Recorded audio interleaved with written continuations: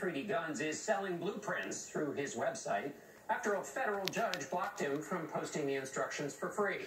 On Monday, the judge ordered Cody Wilson and his company, Defense Distributed, to remove the blueprints from the internet. Wilson says he hasn't violated that ruling. He is now charging customers who can name their own price for those designs. In 2013, Wilson became the first person to fire a bullet successfully from a home-printed 3D gun. And Cody Wilson is with us from Austin, Texas. Good morning, Cody. Let me ask you, this fight has cost you a whole lot of money and will probably cost you more in legal fees. Why are you so committed to making sure people can gain access to these files? Well, I think it's a matter of principle. I know it's absurd to some degree to fight for your principles in a culture like this, but I think it's a worthy demonstration, and of course I could always demonstrate, like today, that I could always sell these files, and I'll continue to do so. What is the principle at the center of this, though, that you're fighting for? Oh, well, like state governments have no power to second-guess the decision-making of the State Department. They have no power to ask websites to take information off of the internet that's legally posted there. I'm certainly not going to consent to the judgments of judges that say that they can. Cody, how many of these blueprints have you sold? Oh gosh, many hundreds. We're probably in the thousands at this point. The news was, well received. And are you tracking who you're selling these blueprints to? Oh, sure. I'm required to do all kinds of screening and stuff. I can only ship to U.S. persons, U.S. citizens. There's all kinds of arms export control stuff that we have to comply with. But of course, I've had many years to become comfortable and become compliant with these laws. I mean, these blueprints allow you to make an AR-15. The AR-15 is illegal in 7 states.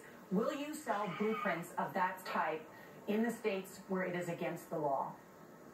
The AR-15 is in different configurations legal to make in every state in this country, even today. So no, there's no difference.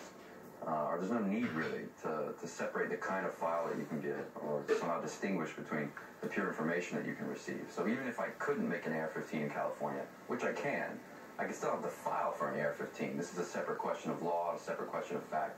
Cody, recently there was a shooting at a Madden game tournament by somebody who had a history of mental health issues.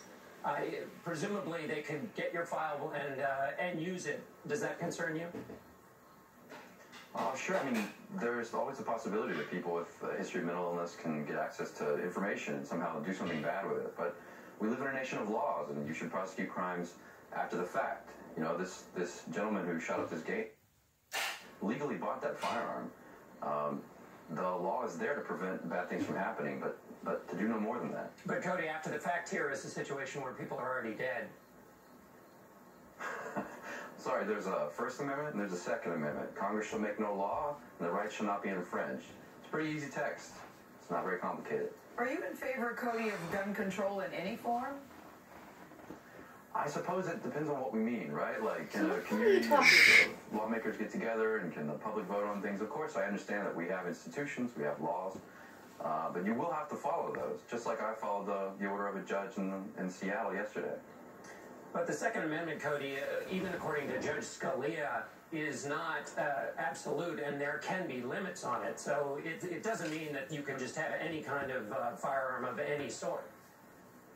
Well, I don't know, I tire of this decision-making, or like this style of interpretation of laws. Like, simply because there can be limits on rights isn't somehow like an invitation to censorship or to restriction of these rights. This is not an American attitude, and I find it, frankly, like the attitude contained there somewhat suspicious. But the American attitude is based on a judge in the Supreme Court that's a part of the American system interpreting.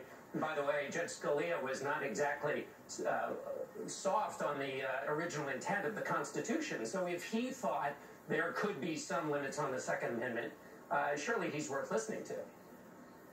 Just because there can be limits, there should be. I mean, this is the implied nature of your question.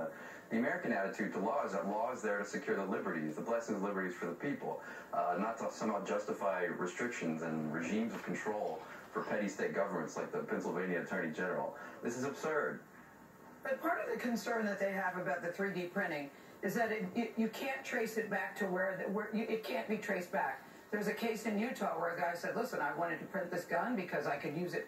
In his case, he said, for a mass school shooting, and it would be very difficult to trace it back to me. Does that concern or bother you? I think this guy was promptly dealt with, right? I mean, when you make a credible threat of violence, you can be charged under the law and dealt with. I mean, as far as I understand, the system worked.